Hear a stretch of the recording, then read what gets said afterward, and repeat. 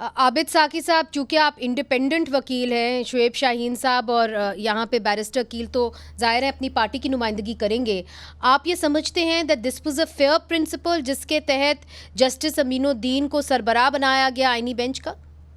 आपने अख्तर हुसैन साहब की बात सुनी? जी। ये मेरा ख्याल ये है कि ये जो तमाम आईनी तरमीम आ रही हैं या आई हैं, और जो प्रैक्टिस एंड प्रोसीजर एक्ट आया है और उसमें time and again amending ordinance भी आए हैं, तो ये सारी सूरत हाल को अगर हम एक तनाजुर में रखें तो बिल्कुल वाज़ेह बात हो रही है कि जो एग्जीक्यूटिव है वो इस वक्त रेगुलेट करने के लिए और कंट्रोल करने के लिए जुडिशरी को वेरियस ऑप्शन जो हैं वो एक्सरसाइज कर रही है।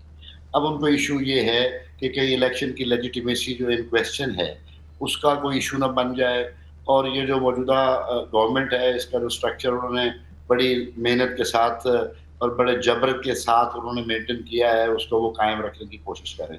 इसके पीछे और कोई लॉजिक और कोई प्रायोरिटी नहीं। देखें जिस तरह पार्लियामेंट को कैप्टिव बना के अपनी ओवरनाइट इन सेकंड्स अमेंडमेंट्स करवा के लेजिस्लेशन करवाई जा रही है, और आर्मी चीफ को और बाकी ऑफिसर्स को जिस तरह 5-5 साल की मुद्दत 1 सेकंड में बढ़ा दी गई है, और वो जो पार्लिमानी बालादस्ती का जो ख्वाब था और नारा था, वो तो इस कैप्टिव पार्लियामेंट ने वैसे ही तोड़ के रख दिया है। हुँ। अब एक इदारा रह गया था अदलिया, जिससे इनको खदशात थे कि कहीं ये हमारे जो डिज़ाइन्स हैं उनको ये रोकने की कोशिश करें या उसमें हायल होने की कोशिश करें। तो अब उनको भी रेगुलेट करने और कंट्रोल करने के लिए ये एक आईनी तरमीम और उसके बाद ये लीगल स्ट्रक्चर जो है इसको इंट्रोड्यूस करवाने की कोशिश की जा रही है। देखिए मुनीज़े, मैं ये समझता हूँ कि ये एस्टेब्लिशमेंटेरियन डेमोक्रेसी है।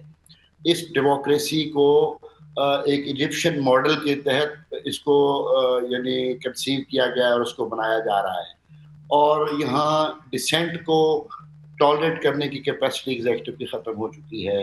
लोगों के राइट्स ट्रैम्पल किए जा रहे हैं और कोई सुनवाई नहीं, कोई दादरसी नहीं, कोई जी, पुरसाने हाल नहीं, और कोई दरवाज़ा नहीं जी, जहाँ उसको कोई अपनी नालिश और अपनी तकलीफ लेके जाके तो उसके सद्देबाब और उसके जी।